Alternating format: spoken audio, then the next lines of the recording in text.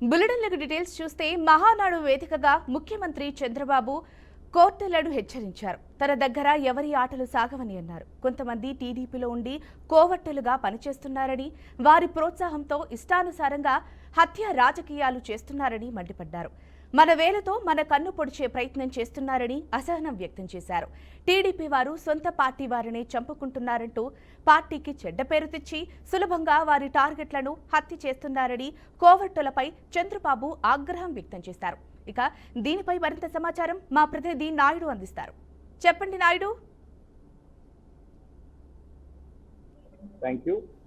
తెలుగువారి పసుపు పండుగ మహానాడు 2025 సంబంధించి అత్యంత వైభవంగా అయితే కడపలో నిర్వహించుకుంటున్న పరిస్థితి కనిపిస్తుంది. ఇప్పటికే తెలుగు తమ్ముళ్ళందరూ కూడా అక్కడికి చేరిచి అక్కడ అయితే పండగ వాతావరణం అదే అత్యంత ఉత్సాహంగా కూడా నడుస్తున్న పరిస్థితి కనిపిస్తుంది. నిన్న ప్రారంభమైనటువంటి మహానాడు పండుగ ఈ రోజు రెండో రోజు ప్రారంభ సమయంలో చంద్రబాబు నాయుడు చేసిన ఘాటు వ్యాఖ్యలతో అయితే మాత్రం మొత్తం అక్కడ ఉన్నటువంటి సభా వేదిక అంతా కూడా ఒక్కసారిగా ఉలిక్కిపడిన పరిస్థితి మనకి కనిపిస్తుంది. ప్రధానంగా తీసుకున్నట్టయితే కనుక సీఎం చంద్రబాబు నాయుడు తాను చేసిన ఘాటు వ్యాఖ్యలే ఇందుకు కారణంగా కూడా మనకు తెలుస్తున్నాయి. ఎందుకంటే నేరస్తులకు ఖబర్దార్ అంటూ కూడా ఆయన అయితే ఒక రకమైనటువంటి హెచ్చరికలు జారీ చేసిన పరిస్థితి కనిపిస్తుంది. ప్రధానంగా ఎవరైతే టీడీపీలో ఉండి కోవర్ట్లుగా పాల్పడుతున్నారో, కోవర్ట్ ఆపరేషన్ చేస్తూ టీడీపీకి పార్టీకి అదేవిధంగా టీడీపీలో ఉన్న నాయకులకు కూడా పూర్తి స్థాయిలో నష్టం చేకూరే విధంగా ప్రవర్తిస్తున్నారంటూ కూడా ఆయన చెప్తున్న పరిస్థితి ఉంది. అయితే ఎవరిని కూడా గుడ్డిగా నమ్మవద్దని, ఖచ్చితంగా అందరూ పార్టీకి మేలు చేసిన వాళ్ళే అయి ఉండాలంటూ కూడా చెప్పిన పరిస్థితి ఉంది. అయితే ఎవరైతే ఇక్కడ కోవర్ట్లుగా చేరి అదేవిధంగా సొంత పార్టీ వాళ్ళని తప్పుకుంటున్న పరిస్థితి ఎదురవుతున్న నేపథ్యంలో మనకి కనిపిస్తుంది. కాబట్టి ప్రతి ఒక్కరు కూడా చాలా అప్రమత్తంగా ఉండాలని, అటువంటి కోవర్ట్ ఆపరేషన్స్ చేసే వాళ్ళపై మొత్తం కఠినమైన చర్యలు ఉంటాయంటూ కూడా చెప్పగానే చెప్పిన పరిస్థితి ఉంది. అంటే ఇది ప్రధానంగా చూసుకున్నట్టు, ఎందుకంటే వైసీపీ పూర్తి స్థాయిలో ఓటమి పాలైన తర్వాత ఇక్కడ సంబంధించి ఎక్కువ మంది వైసీపీ నుంచి టీడీపీలోకి వలసలు వస్తున్న నేపథ్యం కనిపిస్తుంది. అదేవిధంగా వివిధ పార్టీలు కూడా వలసలు వస్తున్న నేపథ్యం కనిపిస్తుంది. అయితే ఈ నేపథ్యంలోనే ఇటువంటి వాళ్ళందరూ కూడా ఒక పార్టీలోకి రావడం, అదేవిధంగా టీడీపీ పార్టీని నాశనం చేసే విధంగా టీడీపీ పార్టీలో బలమైన నాయకులను అంతమొందించే దిశగా అయితే కనుక ఇలాంటి వారందరూ కూడా పార్టీలోకి వస్తుంటారని, అటువంటి కోవర్ట్ ఆపరేషన్స్ ఇక మీద చెల్లవు అంటూ కూడా చెప్పారు పరిస్థితి ఉంది. అదేవిధంగా చూసుకున్నట్లయితే కనుక మన చేత్తోనే మన కన్ను పొడిచే విధంగా అయితే కనుక ఆ కోవర్ట్లు ప్రవర్తిస్తారు. కాబట్టి అటువంటి ఆటలు సాగనివ్వనంటూ కూడా కబడతారంటూ కూడా చెప్పిన పరిస్థితి ఉంది. అదేవిధంగా చూసుకున్నట్లయితే కనుక ఎవరైతే కోవర్ట్లుగా లోపలికి వచ్చి పార్టీలోకి వచ్చి వాళ్ళ పనులు నెరవేర్చుకొని, అదేవిధంగా వాళ్ళ పనులు నెరవేర్చుకున్న తర్వాత మన పార్టీలో నాయకుల్ని బలమైన పార్టీకి ఎప్పటి నుంచి వ్యక్తులను కూడా నాశనం చేసే విధంగా వీళ్ళు ప్రవర్తిస్తూ ఉంటారు. కాబట్టి అటువంటి వారికి ఇది పెద్ద హెచ్చరికగా భావించాలని, అదేవిధంగా ఇటువంటి వారికి అయితే మాత్రం పార్టీలో ఏ విధంగా కూడా చోటు ఇవ్వమంటూ కూడా చెప్తున్న పరిస్థితి ఉంది. ఏదైతే నిజమైన కార్యకర్తలు ఉన్నారో నిజమైన కార్యకర్తలకైతే మాత్రం ఎట్టి పరిస్థితుల్లో అన్యాయం జరగనివ్వరని, ఖచ్చితంగా కష్టపడి పనిచేసే ప్రతి ఒక్కరికి కూడా పార్టీలో గుర్తింపు ఉంటుందంటూ కూడా చెప్పారు. అదేవిధంగా పార్టీ పదవులు రాని వారు కూడా ఎవరు కూడా అసలు కూడా చెప్తున్న పరిస్థితి ఉంది. ఎవరు కూడా ఈ ఎలాంటి కోవర్ట్లు ఎవరైతే ముసుగు వేసుకొని పార్టీలో తిరుగుతూ ఉంటారో అటువంటి వారిని అయితే మాత్రం కఠినమైన చర్యలు తీసుకుంటామంటూ చెప్తున్న పరిస్థితి ఉంది. పార్టీలో న్యాయమైనటువంటి అదేవిధంగా కష్టపడిన తత్వం ఉన్న వాళ్ళందరికీ కూడా ఖచ్చితంగా పదవులు అయితే మాత్రం అదే అవధిగా వస్తాయంటూ కూడా చెప్పిన పరిస్థితి మనకి కనిపిస్తూ ఉంది. Thank you Naidu. గత కొంతకాలంగా టీడీపీలో యువనేత నారా లోకేష్ కు మరింత కీలకమైన బాధ్యతలు అప్పగించాలనే చర్చ జోరుగా సాగుతోంది. పార్టీ వర్కింగ్ ప్రెసిడెంట్ గా లోకేష్ ను నియమించాలి అనే డిమాండ్ పార్టీ శ్రేణుల నుంచి బలంగా వినిపిస్తోంది. ప్రస్తుతం కడపలో జరుగుతున్న మహానాడు వేదికగా ఈ అంశాన్ని పార్టీ అధినేత చంద్రబాబు దృష్టికి ఎమ్మెల్యేలు ధూళిపాల, కాల్వ శ్రీనివాసులు తీసుకెళ్లారు. లోకేష్ కు వర్కింగ్ ప్రెసిడెంట్ పదవి ఇవ్వాలని ఎమ్మెల్యేలు కోరారు. ఇక ఇదే అంశానికి సంబంధించిన పూర్తి సమాచారాన్ని మా ప్రతినిధి కృష్ణ అందిస్తారు. కృష్ణ, చెప్పండి. పద్మ, అయితే దాదాపు 3 రోజులుగా నిర్వహిస్తున్న మహానాడు కార్యక్రమంలో భాగంగా ఏదైతే నిన్నటి దినం అయితే ఆ కార్యకర్తలతో సమీక్ష సమావేశం కూడా నిర్వహించారు. అయితే ఆ పార్టీకి సంబంధించి స్థితిగతులు కూడా తెలుసుకోవడం జరిగింది. అయితే ముఖ్యమంత్రి నారా చంద్రబాబు నాయుడు ఏదైతే ఈ యొక్క మహానాడు కార్యక్రమాన్ని అయితే కడప జిల్లాలో పెట్టడంలో భాగంగా అయితే మొత్తానికి కడప జిల్లాలో పెట్టడానికి కారణం కూడా దాదాపు కడప జిల్లాలో ఏదైతే కూటమి ప్రభుత్వం వచ్చినప్పుడు కూడా 10 నియోజకవర్గాలకు గాను దాదాపు 7 నియోజకవర్గాలు అయితే కైవసం చేసుకున్న సంగతి తెలిసిందే. అయితే మొత్తానికి ఏది ఏమైనప్పుడు కూడా ఈ యొక్క మహోన్నత కార్యక్రమం కడప జిల్లాలో పెట్టడం కూడా చాలా అదృష్టంగా కూడా ప్రజలైతే భావిస్తున్నారు. అయితే మొత్తానికి ఏది ఏమైనప్పుడు కూడా జాతీయ ప్రధాన కార్యదర్శి అదే విధంగా మంత్రి నారా లోకేష్ కూడా వర్కింగ్ ప్రెసిడెంట్ గా ఇవ్వాలని కూడా పార్టీ నేతలు కావచ్చు, అదే విధంగా కార్యకర్తలు కూడా ఇదవుతున్నారు. అయితే మొత్తానికి ఏదేమైనప్పుడు కూడా మహానాడు పురస్కరించుకొని ఈ యొక్క మహోన్నత కార్యక్రమానికి అయితే పూర్తిస్థాయి అయితే సర్వం సిద్ధం చేసే విధంగా అయితే చేశారు. అయితే మొత్తానికి ఏది ఏమైనప్పుడు కూడా వచ్చిన కార్యకర్తలకు కావచ్చు, అదే విధంగా విఐపీలకు కావచ్చు, పార్టీ నేతలకు కావచ్చు, పూర్తి స్థాయిలో కూడా వసతులు కూడా కల్పించడం జరిగింది. అయితే మొత్తానికి ఏది ఏమైనప్పుడు కూడా ఈ యొక్క మహోన్నత కార్యక్రమం కడప జిల్లాలో పెట్టడం కూడా పూర్తి స్థాయిలో అయితే అందరూ హర్షం వ్యక్తం చేస్తున్న పరిస్థితి అయితే మనకు కనిపిస్తుంది. మొత్తానికి ఏది ఏమైనప్పుడు కూడా ఈ యొక్క మహానాడు వేదికలో అయితే ముఖ్యమంత్రి నారా చంద్రబాబు నాయుడు కూడా చాలా వరకు అయితే గత ప్రభుత్వంలో ఉన్నప్పుడు కూడా కబ్జాలు అదే విధంగా దందాలు కూడా పాల్పడే పరిస్థితులు అయితే చూసాము. అయితే ఏది ఏమైనప్పటికీ ప్రజలకి రావాల్సిన సంక్షేమ పథకాలు అందకుండా మొత్తం వాళ్ళే మింగేసే విధంగా అయితే చేసుకున్నారే కానీ ఏమాత్రం ఒక్కటి కూడా ప్రజలకు అందలేదలసిన కూడా పూర్తి స్థాయిలో అయితే మహానాడు సభలో కూడా ముఖ్యమంత్రి నారా చంద్రబాబు నాయుడు కూడా చెప్పడం జరిగింది. అయితే మొత్తానికి ఏదేమైనప్పుడు కూడా ఈ యొక్క మహానాడు కార్యక్రమం పురస్కరించుకొని ఈ రోజు ఎన్టీఆర్ జయంతి పురస్కరించుకొని అయితే మొత్తానికి ఎన్టీఆర్ జయంతి రోజు అయితే అతని ఎన్టీఆర్ కి స్వర్గీయ శ్రీ నందమూరి తారక రామారావు గారికి అయితే ఎన్టీఆర్ జన్మదినం పురస్కరించుకొని ఆయనకి పూలమాలలు వేసి అదే విధంగా సమావేశం కూడా నిర్వహించారు. అయితే ఈ యొక్క సమావేశంలో కూడా మహానాడు సభలో అయితే పూర్తి స్థాయి అయితే ఎన్టీఆర్ కూడా కార్యకర్తలు కావచ్చు, అదే విధంగా పార్టీ నేతలు కావచ్చు ఘన నివాళులు కూడా అర్పించిన పరిస్థితి అయితే చూసాము. మొత్తానికి ఏది ఏమైనప్పుడు కూడా ఈ యొక్క మహానాడు కార్యక్రమంలో అయితే పూర్తి స్థాయి అయితే నారా లోకేష్ కి వర్కింగ్ ప్రెసిడెంట్ గా ఇవ్వాలని కూడా పలువురు నేతలు కావచ్చు, అదే విధంగా కార్యకర్తలు కూడా గట్టి భాగం కూడా ఇచ్చే విధంగా అయితే అతనికి మద్దతు తెలిపే విధంగా అయితే ఓటింగ్ కూడా ఎన్నిక చేసుకోవడం కూడా జరిగిందని అనుకోవచ్చు. అయితే ఏది ఏమైనప్పటికీ ఆ జాతీయ అధ్యక్షుడు ఏదైతే నిన్నటి దినము 6 అంశాల్లో కావచ్చు, 6 అంశాల్లో కూడా పూర్తి స్థాయి అయితే నారా లోకేష్ వర్కింగ్ ప్రెసిడెంట్ జాతీయ అధ్యక్షుడిగా నారా చంద్రబాబు నాయుడిని కొనసాగించే విధంగా అయితే కీలక బాధ్యత పూర్తి స్థాయి అయితే నారా చంద్రబాబు నాయుడు ఏదైతే జాతీయ అధ్యక్షుడిగా ఉన్నారో మళ్ళీ తిరిగి నారా చంద్రబాబు నాయుడికి పూర్తి స్థాయిలో కూడా మళ్ళీ పట్టం కట్టే విధంగా జాతీయ అధ్యక్షుడు పట్టం కట్టే విధంగా అయితే కార్యకర్తలందరూ కోరుకున్నారు. అయితే మొత్తానికి ఏదేమైనప్పుడు కూడా లోకేష్ కి వర్కింగ్ ప్రెసిడెంట్ ఇవ్వాలని కూడా పలువురు నేతలు కూడా హర్షం వ్యక్తం చేశారు.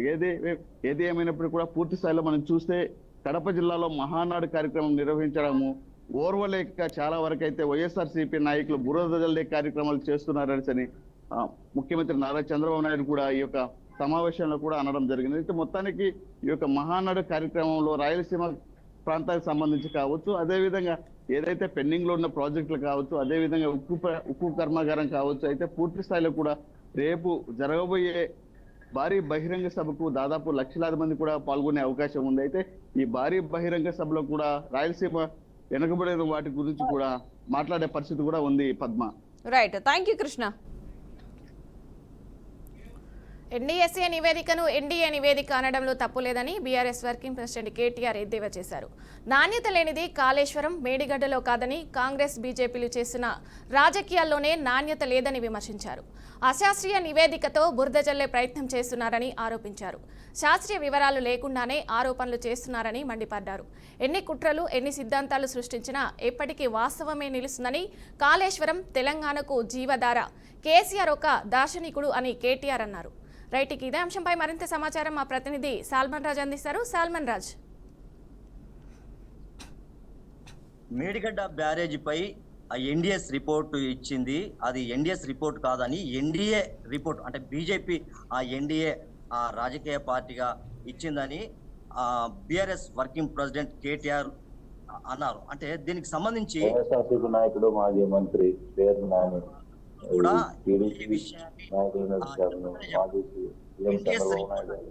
ఎన్డీఏ రిపోర్ట్ గానే అభివర్ణించాడు. కాంగ్రెస్ బీజేపీ నాటకాలు ఇది ఎల్ఎన్టీ సంస్థ, అంటే చంద్రబాబు ఎల్ఎన్టీ సంస్థ కూడా దానికి సంబంధించి ఆ ఎన్డీఏ రిపోర్ట్ వారి యొక్క నివేదికను ప్రశ్నలకు ఎన్డీఎస్ఏ ఇప్పటి వరకు సమాధానాలు ఏదో ఒక రోజు చంద్రబాబు మనం నాయుడు, నారా లోకేష్ అప్పటికప్పుడు దాన్ని నిర్మించిన అది చంపుకునే ఇక్కడ ఒక మేడిగడ్డ, ఒక సుందిల్ల బ్యారేజీ, ఇవన్నీ కొట్టకపోతే కూడా ఇప్పటి వరకు ఆ ఎన్డీఎస్ ఎందుకు రాలేదు, ఒక మేడిగడ్డకే ఎందుకు వచ్చింది? ఖచ్చితంగా ఇది రాజకీయ కక్షగానే అభివర్ణించవచ్చు, లేకుంటే బీజేపీ కాంగ్రెస్ ఆడుతున్న నాటకం. అంటే గత అసెంబ్లీ ఎన్నికల్లో కూడా ఈ యొక్క కాంగ్రెస్ పార్టీ బీఆర్ఎస్ ప్రభుత్వం పైన బురద జల్లే ప్రయత్నం చేసింది. ఆ యొక్క ఇప్పటి వరకు అంటే కాళేశ్వరంలో కుంగిపోయింది ఒక్కటే పిల్లరు, కానీ ఇప్పటి వరకు దాన్ని పూర్తి చేయకుండా, దాన్ని నిర్మించకుండా, మళ్ళీ దాన్ని రీకన్స్ట్రక్షన్ చేయకుండా ఇప్పటి వరకు దాన్ని ఆపి 18 నెలలు గడుస్తున్నా ఇప్పటి వరకు దాన్ని ఎందుకు పూర్తి చేయలేదు? ఒక పోలవరంలో కొట్టుకపోతే అది అప్పటికప్పుడే అది ఎందుకు నిర్మించారు అనేది ప్రజల్లోకి ఈ యొక్క ప్రశ్నలు లేవనెత్తుతున్నాడు. ఖచ్చితంగా ఇది బీఆర్ఎస్ బీజేపీ ఆడుతున్న నాటకము. ఆ ఎన్డీఎస్ఏ విధానాన్ని ఒక ఎన్డీఏగా అభివర్ణించాడు. ఖచ్చితంగా ఆ యొక్క కాళేశ్వరం తోటి ఇప్పటి వరకు చాలా ఎకరాల్లో ఇది చాలా రైతులు నష్టపోయారు. అంటే రైతులు కూడా చాలా మంది 500 మంది రైతులు ఆత్మహత్య చేసుకున్నారని ఆరోపిస్తున్నారు. ఖచ్చితంగా ఇది కాంగ్రెస్ ప్రభుత్వం, కేంద్రంలో బీజేపీ ప్రభుత్వం ఆడుతున్న నాటకం. బీఆర్ఎస్ పార్టీ మీద బురద జల్లే ప్రదర్శిస్తున్నారు తప్ప దీంట్లో ఇది ఎలాంటి నిజం లేదని కేటీఆర్ పరోక్షంగా లేకుంటే రాజకీయంగా బీజేపీకి కాంగ్రెస్ కు నాణ్యత లేదు అని ఎద్దేవా చేశారు. Thank you Salman Raj. ఇక మాజీ సీఎం కేసీఆర్ పై ముఖ్యమంత్రి రేవంత్ రెడ్డి తీవ్ర విమర్శలు చేశారు. దళితులు, బీసీలు, గొర్రెలు, బర్రెలు, చేపలు పెంచుకుంటూ ఉన్నట్లుగా కేసీఆర్ వ్యవహరించారని ఎద్దేవా చేశారు. తెలంగాణ వస్తే ఉద్యోగాలొస్తాయని భావించిన యువత ఆశలపై నీళ్లు చల్లారని ఆరోపించారు. మాజీ సీఎం తన ఇంట్లో ఉద్యోగాలు ఇచ్చుకున్నారే తప్ప రాష్ట్రంలోని పేదలకు మాత్రం ఉద్యోగాలు ఇవ్వలేదని రేవంత్ ధ్వజమిచ్చారు. ఇక దీనిపై మరింత సమాచారం మా ప్రతినిధి శ్రీనివాస్ అందిస్తారు.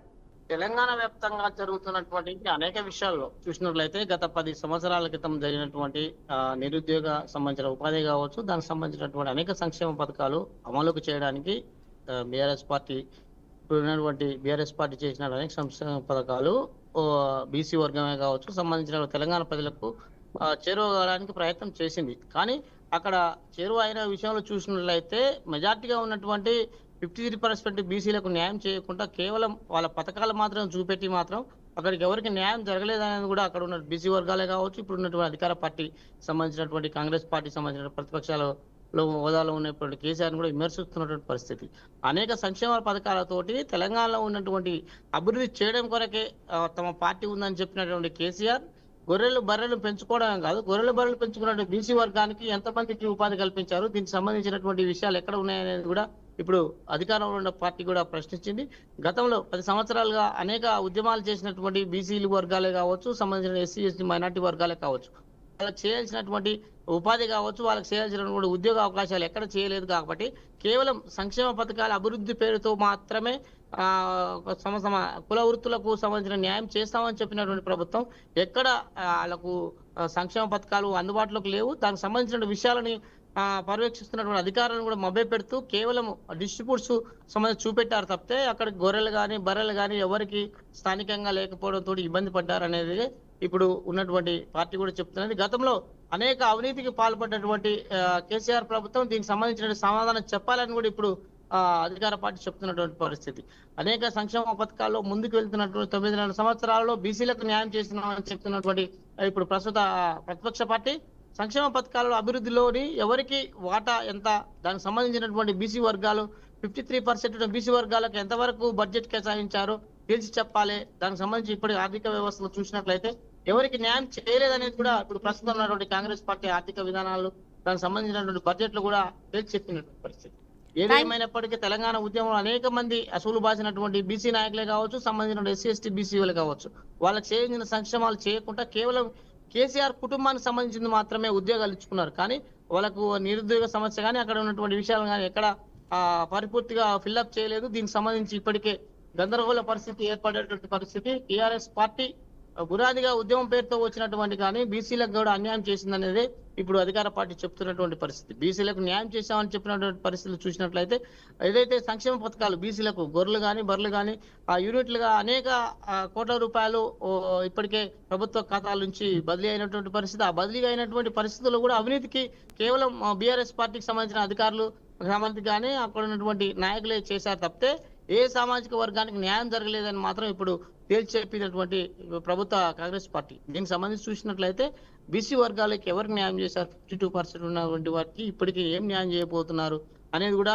ప్రతిపక్ష పార్టీలు ఇప్పుడు దుమ్ములు ఏమవుతున్న అధికార పార్టీ దుమ్ములు ఏమవుతున్నాం కాదు, గతంలో ఉన్నప్పుడు ఏం చేశారు అనేది ఇప్పుడు అధికార పార్టీ కూడా ప్రశ్నిస్తున్నటువంటి పరిస్థితి. ఏదేమైనప్పటికీ బీసీ సామాజిక వర్గానికి న్యాయం చేయడం కొరకే కేసీఆర్ పోరాడిన అనేది కూడా ఇప్పటికీ బీఆర్ఎస్ పార్టీ చెప్తుంది. దీనికి సంబంధించినటువంటి బీఆర్ఎస్ పార్టీలో ఉన్నటువంటి నాయకత్వం కావచ్చు, జిల్లా నాయకత్వం, రాష్ట్ర నాయకత్వంలో ఎంతమంది బీసీలు ఉన్నారు, దీనికి సంబంధించి ఏం న్యాయం చేసింది, ఇప్పుడు ఉన్నటువంటి కాంగ్రెస్ పార్టీలో ఎంతమంది బీసీలకు నాయకత్వం వహిస్తుంది, దీనికి సంబంధించినటువంటి ఆ రాష్ట్ర అధికార సంబంధించినటువంటి పోస్టులే కానీ సంబంధించినటువంటి కాంగ్రెస్ పార్టీ ఏ విధంగా ఇస్తుంది అనేది కూడా అధికార పార్టీ చెప్తుంది. దీనికి మాత్రము టిఆర్ఎస్ పార్టీ ఇప్పటికే విధాల చేసినటువంటి సంక్షేమ పథకాలను కూడా విమర్శిస్తున్నటువంటి పరిస్థితి. ఆ సంక్షేమ పథకాలు అభివృద్ధి అయినట్లయితే కాంగ్రెస్ పార్టీకి ఎందుకు మొగ్గు చూపుతారనేది కూడా కాంగ్రెస్ పార్టీ అధికారంలో ఉన్నటువంటి అధికార పార్టీ కూడా చెప్పుకున్నటువంటి పరిస్థితి. ఏదేమైనప్పటికీ పేద ప్రజలను మభ్యపెడుతూ తెలంగాణ ఉద్యమం పేరుతో జరిగినటువంటి బీఆర్ఎస్ పార్టీ పేద ప్రజలను మాత్రం అన్యాయం చేసిందనేది కూడా ఇప్పటికీ తేల్చి చెప్పినటువంటి పరిస్థితి. పేదలకు చేయాల్సినటువంటి న్యాయం తెలంగాణ ఉద్యమం పేరుతో అనేక మంది అమాయకులు బలయ్యారు, అందులో బీసీలు కూడా ప్రధానంగా బలైనటువంటి పరిస్థితి. కానీ కాంగ్రెస్ పార్టీ అధికారంలో వచ్చినాక బీసీనే ఒక రాష్ట్ర అధ్యక్షునిగా చేసింది. దీనికి సంబంధించి బీసీ సంక్షేమ కొరకు కూడా చేస్తుందనేది కూడా కాంగ్రెస్ పార్టీ చెప్తూ వచ్చింది. కేంద్ర స్థాయిలో ఉన్నటువంటి నరేంద్ర మోడీ కావచ్చు, దానికి సంబంధించిన ప్రతిపక్షంగా ఉన్న కాంగ్రెస్ పార్టీ కావచ్చు, దీనికి సంబంధించి బీసీ బచావో దానికి సంబంధించిన అనేక సంక్షేమాల పథకాలకు పూనుకుందనేది కూడా చెప్తున్నటువంటి పరిస్థితి. Thank you Srinivas. మహానాడు పెద్ద డ్రామా అని మాజీ సీఎం వైఎస్ జగన్ విమర్శించారు. చంద్రబాబు మహానాడులో ఫోజులు ఇస్తున్నారని ఆరోపించారు. టీడీపీ తెలుగు డ్రామా పార్టీ అని జగన్ ఎద్దేవా చేశారు. సత్తా అంటే కడపలో మహానాడు పెట్టడం కాదని, ఇచ్చిన హామీలు నెరవేర్చడమే నిజమైన సత్తా అని ధ్వసమెత్తారు. సూపర్ 6, సూపర్ 7 హామీలు గాలి కొదిలేశారని మండిపడ్డారు. ఇక ఇదే అంశానికి సంబంధించిన పూర్తి సమాచారాన్ని మా ప్రతినిధి సాగర్ అందిస్తారు. సాగర్, చెప్పండి.